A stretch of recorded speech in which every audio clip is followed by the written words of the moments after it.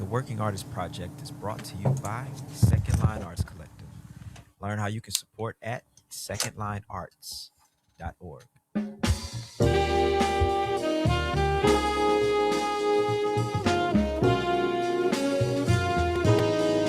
We're creating a platform for those who are curious, one that tells the story from the artist's perspective. Moments in time, captured from the innovators who are reshaping dance, music, theater, and the visual arts. This is the Working Artist Project. Good evening, ladies and gentlemen. Good evening. My name is Darian Douglas, and this is the Working Artist Project. Tonight, me and Greg, we back. What's up, Greg? Good evening, Mr. Douglas. How are you? It's nice to see you on this virtual Monday. That's right, man. I'm good. I'm excited, man. We got a lot going on. We moving and shaking around here, bro. Shaking and grooving. It's almost like we're back to normal, right? Almost.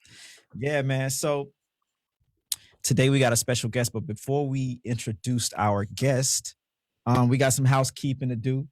And so we got to talk about our camp that's happening that is now completely 100% free. So if you're a music educator or a music student, or you just want to hang out with a bunch of jazz musicians all day, you can check out our camp at secondlinearts.org. This is our 5th year hosting the Sanaa Music Workshop.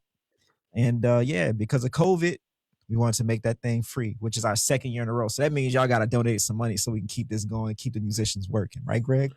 And we've been really lucky this year to, we've been fortunate to receive a couple grants.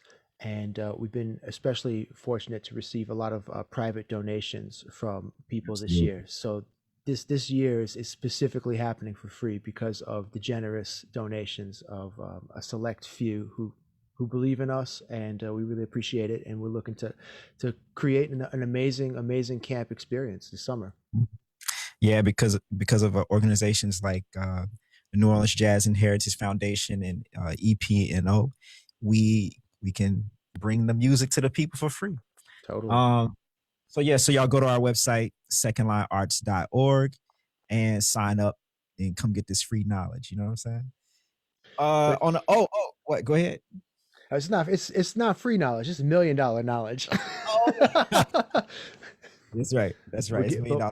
But we're giving it away to anyone who is willing to do $1 million worth of work. Come on now. Speaking of $1 million knowledge, man, we also have a mailing list or a newsletter, I should say. And we want y'all to sign up for it. So you can go to our website at secondlinearts.org/newsletter. Sign up for that. And every week, either me or Greg, we drop a $1 billion idea. I got a estimate on this, $1 billion idea. Are you just gonna say, is a newsletter just gonna say, don't play music? No, I'm just kidding. Don't pay $100,000 for a liberal arts degree. That's Anyway, we digress. Hey, man, why don't we welcome one of the most prolific, I would say, creators, man, because this cat is beyond a musician, in my opinion. Yeah. And he's just a creator, man. He's really mastered so many things in, I think, the human condition, and it exudes through his music. And as soon as Greg and I got on the call tonight, he was like, I think this is the baddest cat we ever had on the show. It was crazy because, like, I don't personally know George, but I've just kind of been exposed to him via the website and the stuff he has online. But it's crazy because there's just like a whole experience kind of discovering him via the internet. It's not just the records online. There's a visual experience. There's an emotional experience. There's some philosophy. There's all kind of stuff in it, and it's really just amazing. I can't wait to dig into it. Absolutely, man. Why don't we go ahead and get George on here? Why don't you guys help us welcome the one and only George Burton to the Working Artist Project? Woo! Yeah. Oh, I should have had my clap track. George, you there? What's up, man? I'm here. What's up, y'all? I'm good. Everything's good. How you doing, George? I'm alive. You alive? I keep it very simple like that. I'm alive. Next day, keep it rolling, keep it moving. And we still here, man. So we gotta just, gotta keep on the path, man. Right. Where are you at these days, George? I'm in Brooklyn. I've been in, it's interesting. A lot of people keep asking me that even all these years. I've been in Brooklyn since pretty much 2003. I spent 1 year back in Philly. I'm originally from Philadelphia, but I spent one Okay. year back in Philly, like 2006, 2007. But everybody's always like, "Are you here in New York?" And I'm like, "Yeah, I've been here pretty long time." And they're like, "Well, what do you do?" I'm like, I'm around, you know." So that's always my thing when people are like, "So where are you?" I'm like, I'm here, yeah, just Yeah. kind of around. It's New York is funny because I used to live in New Orleans. That's how I know Greg, but for many years. Hmm. But New York is like you could be here every day and no one ever see you, which is weird, right? And or you could be gone for a year and nobody miss you. Right. No, definitely. It's just, I mean, but that's the thing is like why I like New York so much because it's like, all right, I can see everybody or I can see nobody at all and not have to go anywhere. Like it's like the cool thing for me. Like I can like totally vanish in like a sea of people and be like, cool, like nobody. I can Nobody hide out knows. now. And yeah. That's It's right. a weird feeling of being invisible amongst many people. Yeah, Yeah, I know.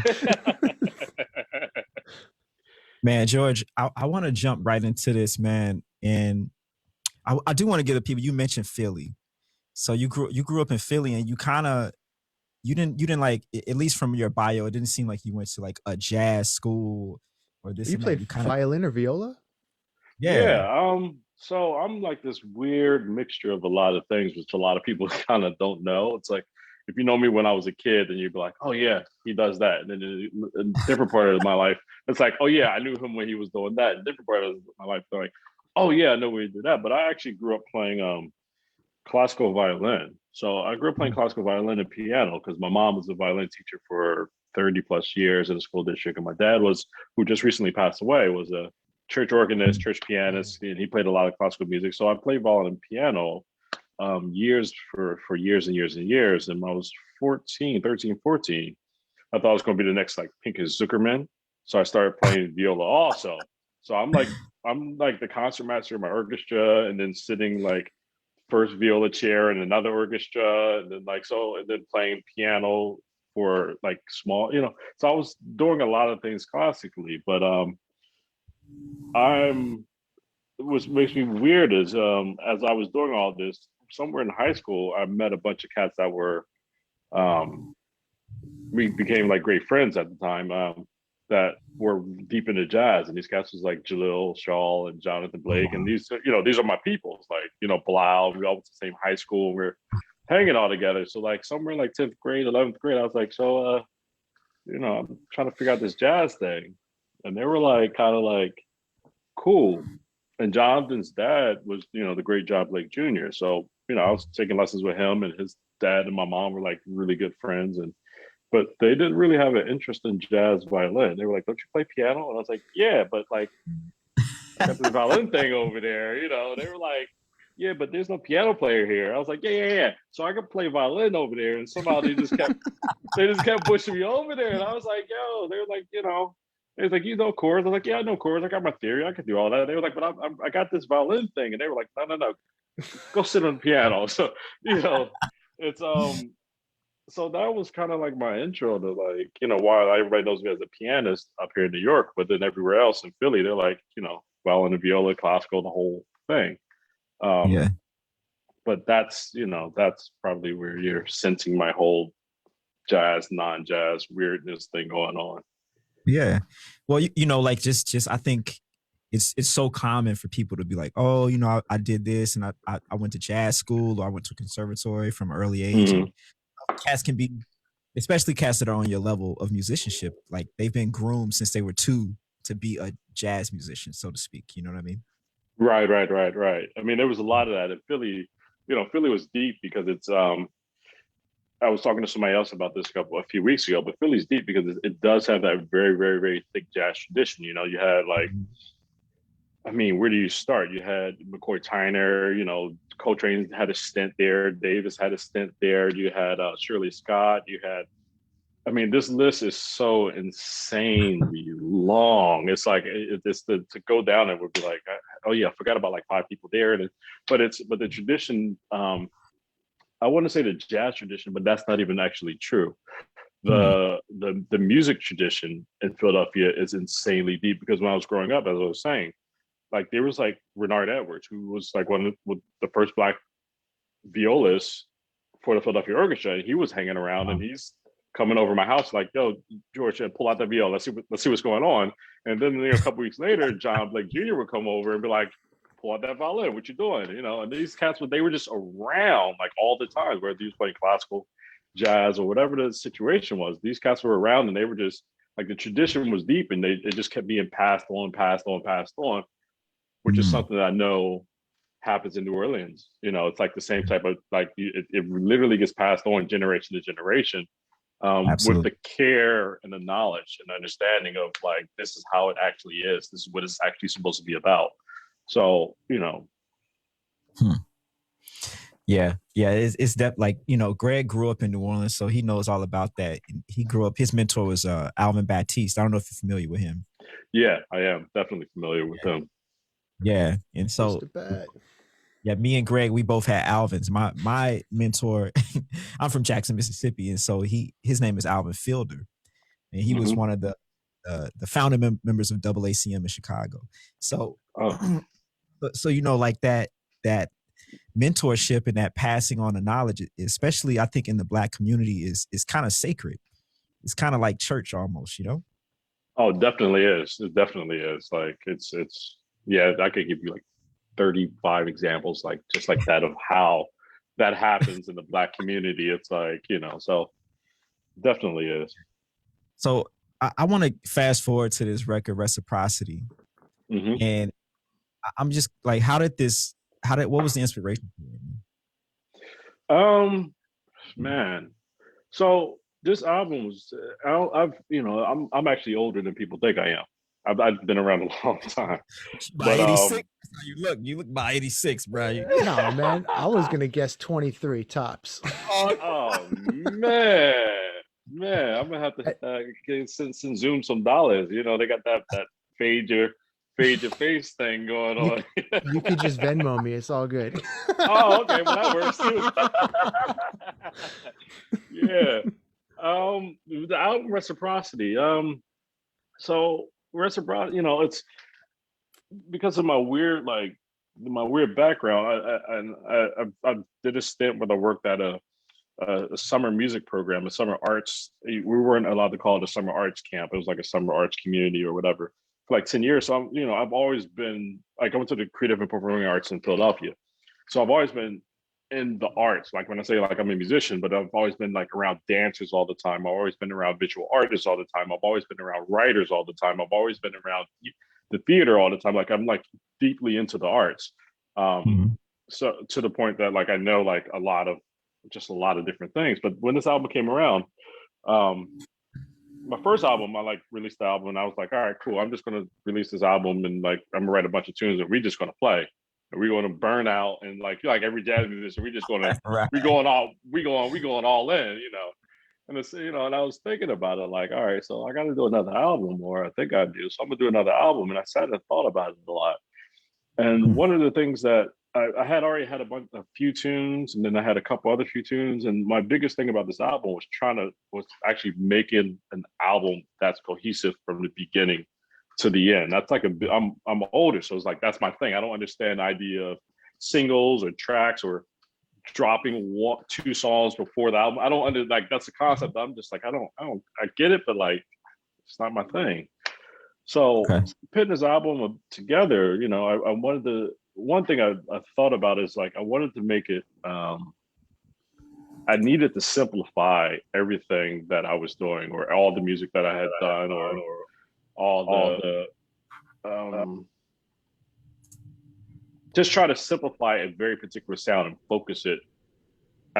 make it as focused as I could from the beginning to the end, while adding the right type of stuff in it at the time. So when I started thinking about that album, I was working with the Sunrise Orchestra, and I had been working with them for a while. And one thing, there's Marshall Allen, who's the head of the Sunrise Orchestra now, and he's 96. He'll be 97 this month, I believe. Wow. But he's been touring he's knows a whole lineage of jazz. Like he's been around, we're talking. He's like, oh yeah, I remember we was at a party with Oscar Peterson, and I was at a party with Art Tatum, and I'm at a party. So when you hear somebody like that, like firsthand, not like secondhand, or I heard this happen. It's like you kind of like your ears kind of perk up a little bit. Mm-hmm. And what I realized about him more than anything else is, it wasn't like what he was saying. It was like how he talked about music. Which I found very interesting because there's jazz school and it's like this is that, this is that, this is that, this and that. But he talked about music through stories, even at his age. He was like, yeah, when we was in Bolivia or wherever we was, and we watched the crowd and this happened and this happened, and he never talked about the music of like who was playing the most killing stuff. He always talked about it from the perspective of how did the music make other people, how did people relate to the music that they were playing that night. Wow. And how, and that was like, for me, it was like refreshing to hear that. Like, and I'm like, this dude is like 96 and he's like just out there like talking about it. So I was, I interviewed him a few times when we was on tour for like 2 months, and I interviewed him a few times. And, he just started talking. And I was like, well, I could, some of this, I got to get this in here.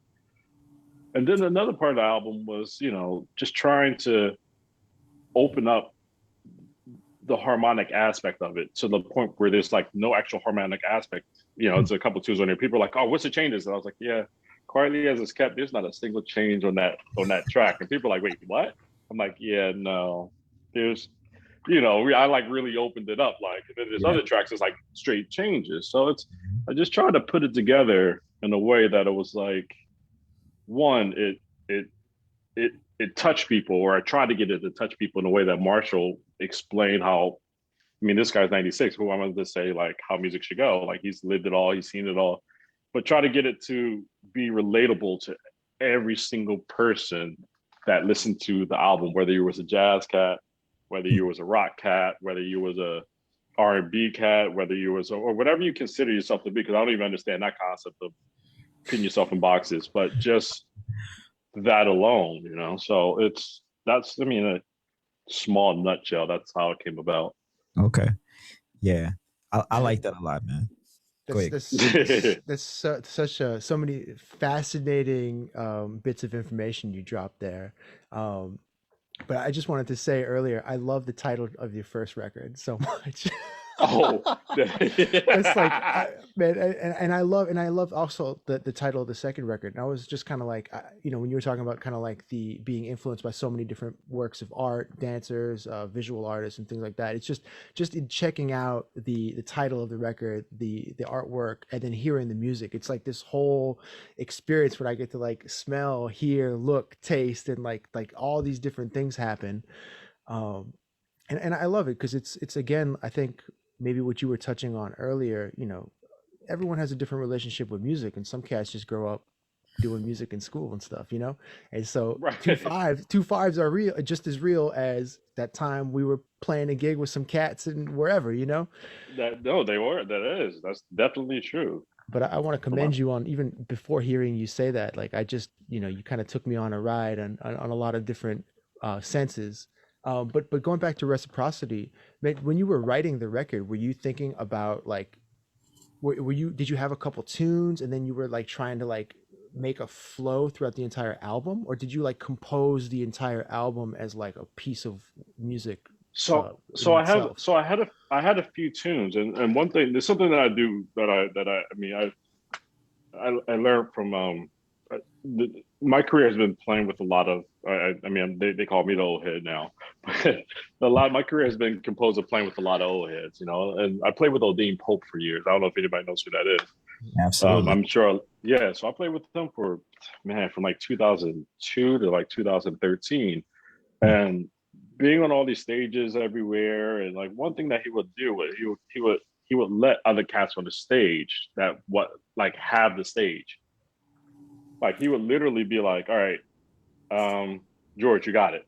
And like everybody would leave the stage and I'd be like, yo, like, you're like, 2,000 people out there. He'd be like, all right, you got it. Well, bring us back in, and him doing that what I realized is he had a very specific trust in his band members. He had a very specific trust in the people that he used. And that's something that like, I was like, all right, so I need to pick that up. So in writing this album, I had like a few tunes, but like there's a track on there. There's a track on there later on. I think it's like track 7, where it starts off with the vocalist, and I have, it's Alexa Barcini, and she was like, "Yo, I have this idea," and I was like, "Cool, let's check it out." And I was like, "All right, we can flip this." And it was like, it's like just having that trust to be like, "All right, you got something? Let's put it together. Let's see if we can make it work, and we can make it bigger than what it is." The same thing. There's another tune on there that was a tune written by Matt Davis, Third Prayer, who actually played viola in his group. He has like a whole like non-net, and then he has a string quartet with the woodwind quintet and the trio. So it's more than a non-net. But I was playing viola, and I was like, I need to play this. Can I play this tune? Can I borrow it? And he was like, yeah. You can use it. So it just kind of all fell together. But a lot of it was just like trusting other cats and other cats' opinions about what we can get done and how we can get done, and just everybody's adding something to the pot to like be like, what if we tried this, or what if we add this? Mm-hmm. Yeah, that's interesting, man, because the idea of trust, I like to call it on the bandstand family. To Right. me, Same. Yeah, it's rare for that to happen in New York these days. I have this whole theory about that, just because there's so many people and we're all just bouncing from gig to gig. But Right. I think in the older days, like in Odine's situation, they were family. It was like a few guys, you play with a band for a certain amount of years, and they became your family. So you did develop that kind of trust. And it seems like he immediately, or at some point, gave that to you, and you also give that to your bandmates. And that to me, that's huge, man. And that's something that we're really missing in the scene today. Yeah, it's a big thing. I mean, from my opinion, it's like the most important. I mean, it's like, so the quintet that's on there is like Tim Warfield, who was like my mentor, like, growing up. But like, it's me, and then there's some other guys who are younger than me. So it's what I think is missing from music, and that, I mean, from my perspective, I also think that's everybody's fighting to get to the top. Also, everybody's like scratching and clawing to be that cat. It's like I got to be that dude. It's like, I'm like, nah. I mean, you don't have to. You can just play music, and it still works out. Like, so I think that's probably what you're noticing too about the scene to a certain extent. Yeah, it's just different. Like coming from the South, where there's like 10 or 15 people, period, on the whole scene. Like everybody on the scene is your best friend. Everybody is a family, and so like it just lives and breathes a different way. You know what I mean? Man, look, why don't we I want to play a few seconds of this video for Reciprocity, and let the people see what you're working with. So here we go.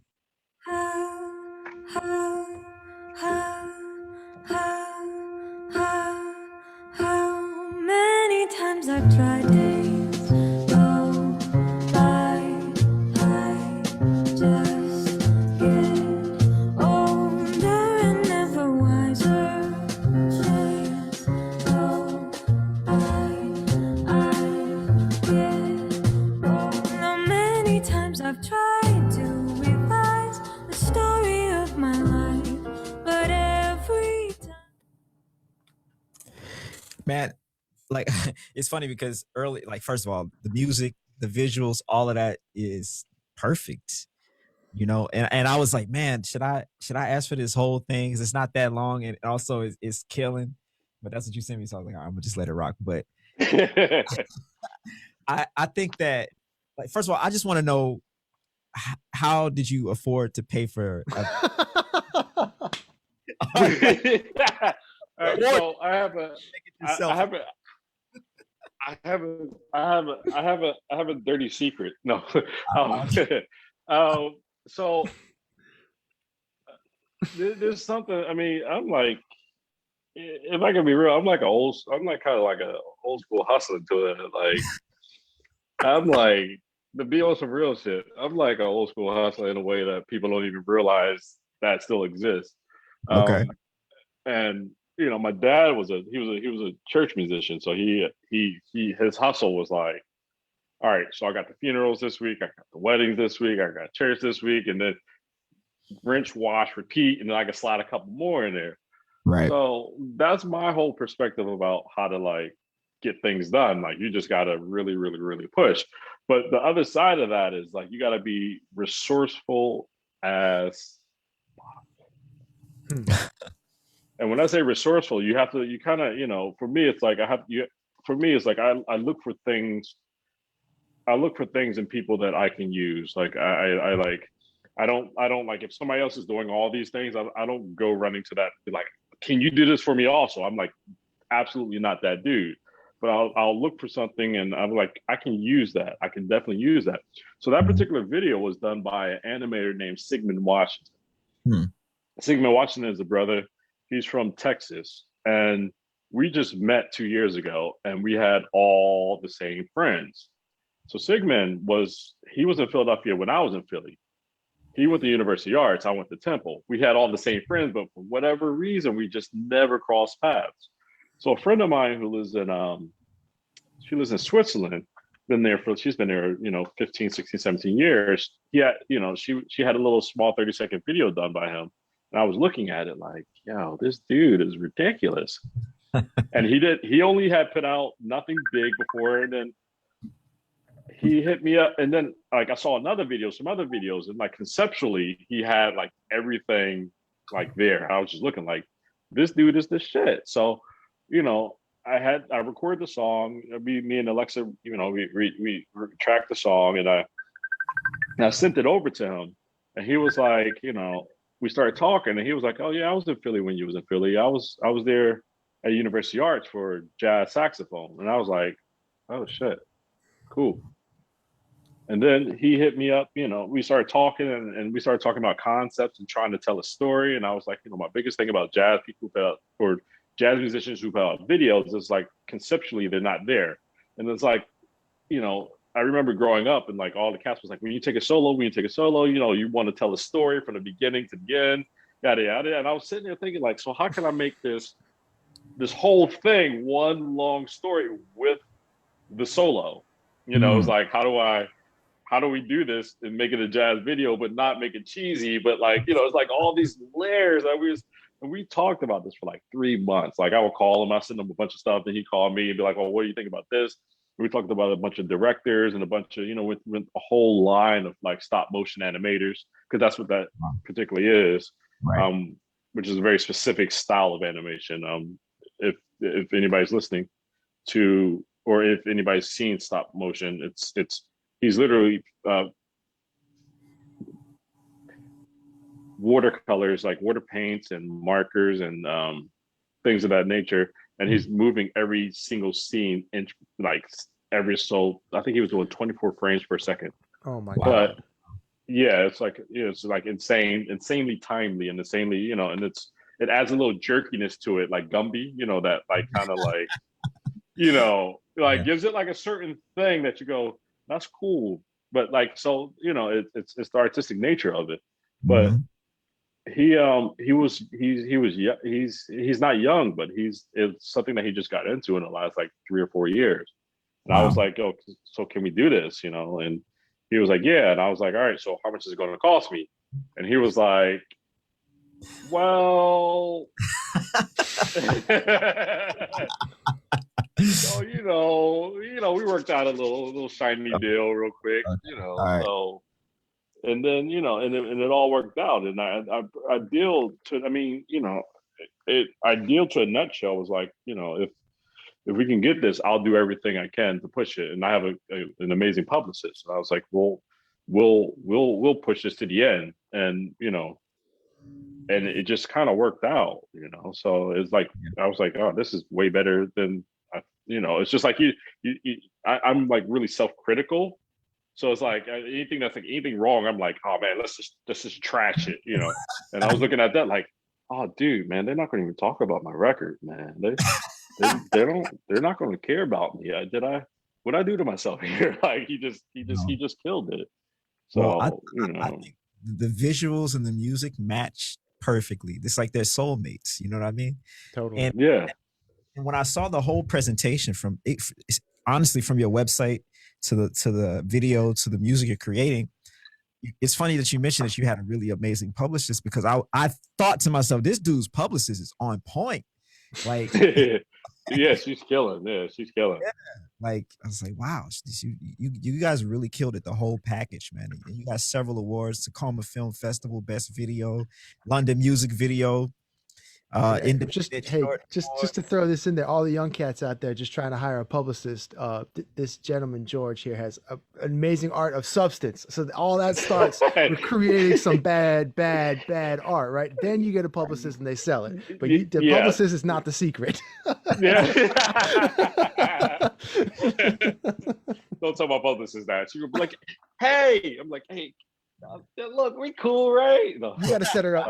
You got to set the publicist up for success, though. Yeah, you have to, and she's amazing, because we've been working for years, but it's like I'm like, all right, I got all this stuff. What can we do with it? You got to start with the art. You got to, my whole thing is like, you got to have an absolute full concept from the beginning to the end, because it's like, if we're going to be real about the situation, and from my perspective, we're going to be real about the situation about jazz and everything that we're doing now. It's like we look back and we check out like all those albums, like I'm just going to, check out all the Coltrane albums or Miles Davis or Herbie Hancock, the early albums. And like, if you really listen to those albums conceptually, them joints from the beginning to the end is as like signed, sealed, like it's like as real as it comes. So it's like, so we just gonna get up there and just play some tunes? Like, no, nah, that's not what it is. Like, so if we're trying to, and that's another like weird thing I have about mine, because I'm like, I'm not topping those dudes. Like, they made this, they laid it down so hard. It's like, for me, it's like I gotta keep pushing it conceptually in a way, but trying to be true to who I am as a person and a musician at the same time, which is what I know about all these guys. Playing with Odin for years and playing with Marshall Allen and playing, there's an opera that I played for 10 years also, which is a lot of people don't know, but but I had like Marietta Simpson on it, and she's like telling me like years ago, like, how it is, and this is what it is, and like just what art is, not just what music is, what the art of music is. And that's kind of how I grew up in the whole situation, so it's,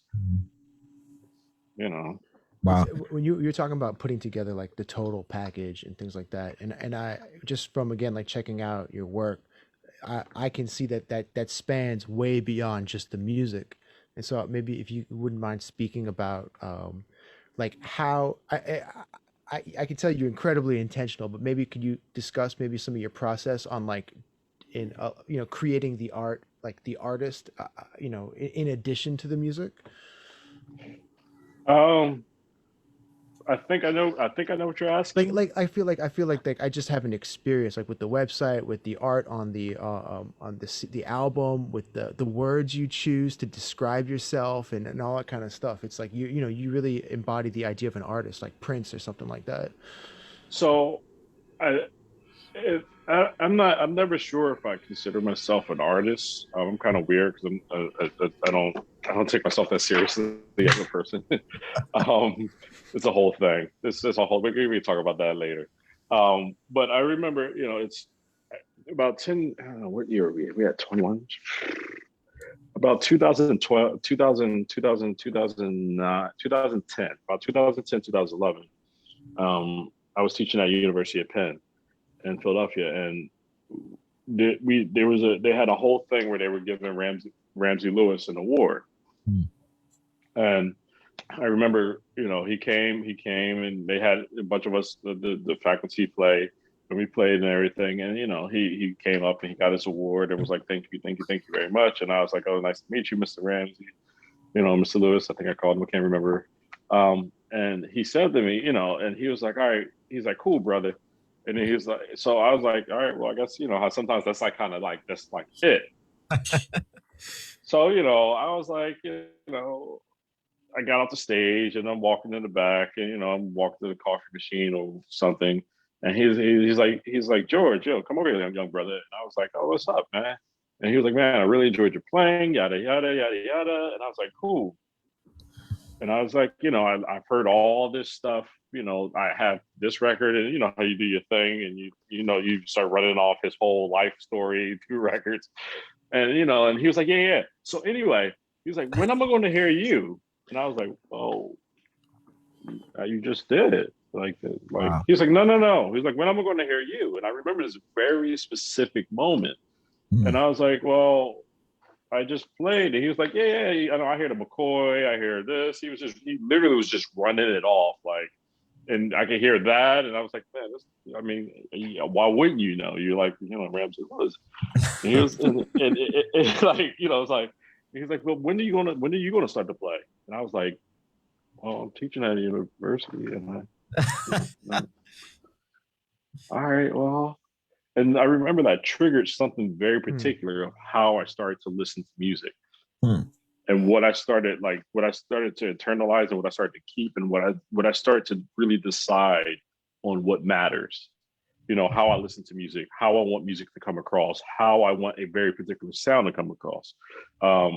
It was like, I remember that very specific point, because every year after that, I started playing weirder and weirder and weirder, and everybody was like, what's wrong with this dude? I was like, don't fire me yet. I'm just working through some stuff in my head. Like, just give me like 2 or 3 more gigs. Like, just we'll get there, But I remember that very specific point and being like, all right, so he's pretty much just was like, when are you going to be you and do your own thing?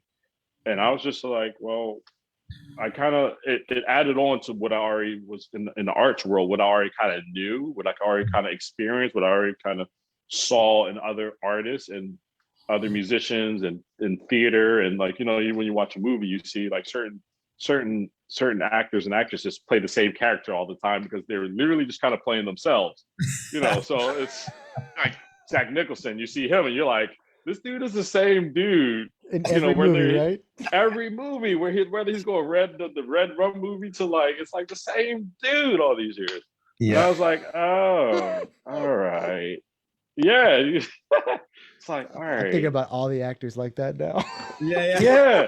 Well, it's one of those things that once you see it, you can't unsee. You're like, oh, so if I saw you in a bar, I don't need to ask you to play that role, do I? You just kind of it's just it's not really acting, it's just who they are. Yeah. So I remember at that time and being like, all right, so I just started thinking, I remember just like, I started comping differently behind people. Like I started playing, like the way I approached solos was a little bit differently.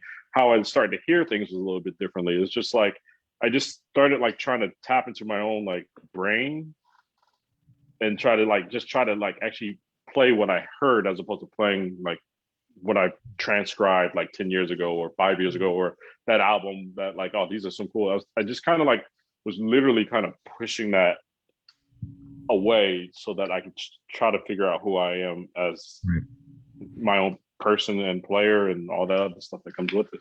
Yeah, that's beautiful, man, because I think that as an artist, like, or as a creator, the scariest thing you can be is yourself. Because right? It's like it's hard. Yeah, because you got to let go of everything that you studied and everything you heard and just step out here and just do you. Yeah, it's hard. It's hard. You can you lose friends. I'm like, yo, what's wrong with this dude? I'm like, no, I'm cool. Just give me like, I'm working through something. Like, all right, you out. I'm like, do you think that you could have come to yourself as an artist had you not spent all that time with the greats like McCoy and all those other cats? No, you need that. That's the foundation. Like, I mean, that's just what it is. Like, you need. I mean, we all know this. It's like you need to check out. You need to check out all that stuff. You need to check it out. You need to learn it. You need to know. I mean, it's.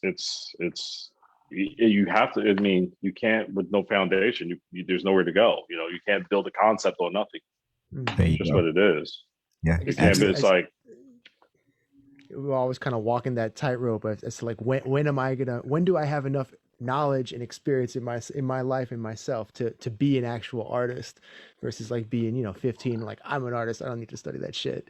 Well, that's or being 65 and never having played like yourself, right. Yeah, it's that weird. It is that tightrope. It's like, all right, so is it okay for me to be me now? No, no, no. Let me be quiet a little bit longer. So, but, I mean, I don't know. I just kind of was like, screw it. Like, I got nothing to lose. I didn't have a record company being like, do this. I was like, my money. Like, I remember me and my boy Derek Hodge. We're like really good friends because we went to college together and everything. And I remember we were just talking about the first album, and I was like, so I want to do this and that, and it needs to be a straight ahead album. And he looked at me and was like, why?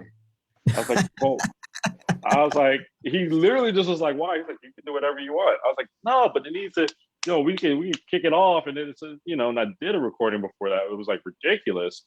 And then I listened back, I was like, this just sounds like another jazz album. I'm not, I'm cool. It's killing, but nah, I'm cool. Hey, can you tell me about the title of that record real quick? How did you come to that title? It's like, what is it called? This is which one? The first record. The truth of what I am is greater than a narcissist. Okay, yeah. So it's such a. I purposely was like, I know if I put this title on, everybody's gonna be like, yo, what is this? Like, what's wrong with this dude? So, man, I'm trying to figure out what's right with you. Yeah, but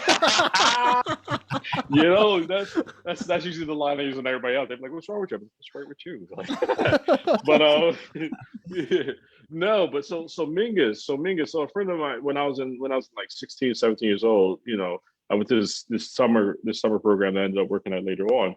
And it was a dancer there, and she was like, at the end of the program, it was a 5-week program all the way away, everybody was together, this whole thing. And so she was like, I'm giving all my friends poems about their art or by artists or words from the artists in their art field and yada, yada, yada.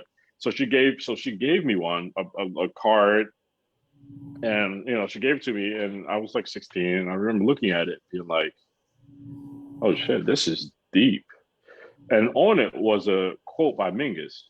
And the Mingus quote was, in my music, I'm trying to play the truth of what I am.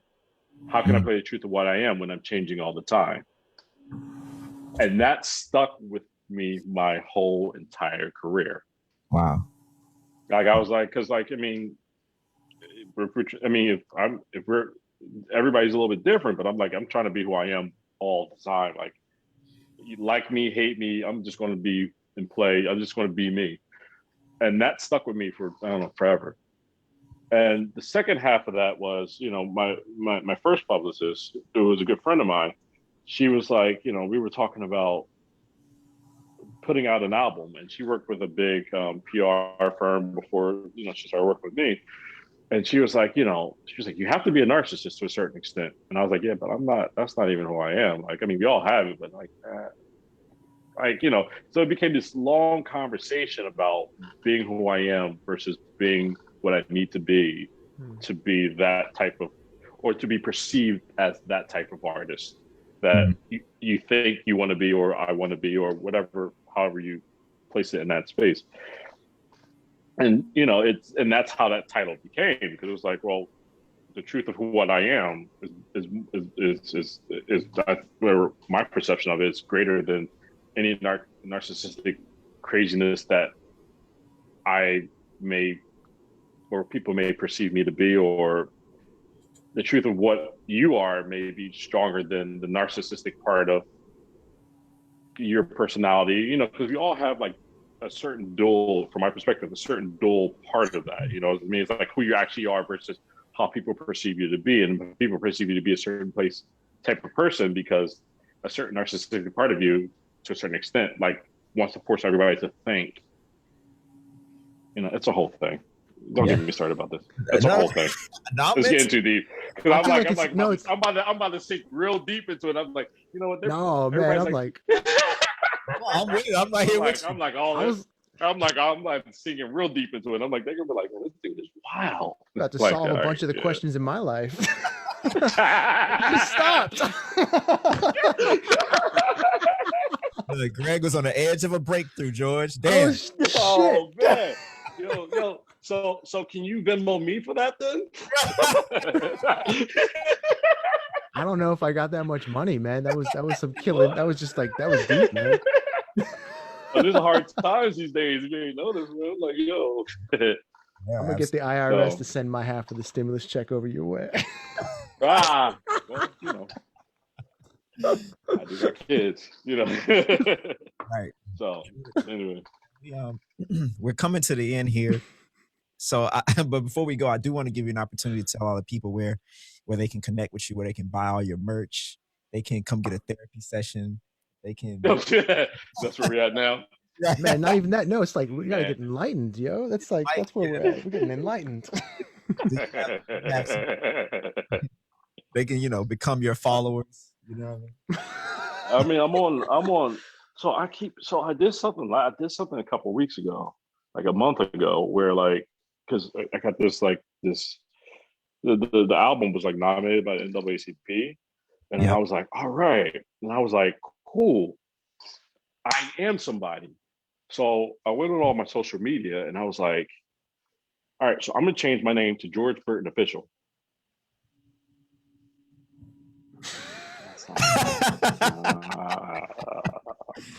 Because for forever, it was my tags, my name was always like the Porch, like George the Porch, like George Porch you put in pie, like George the Porch.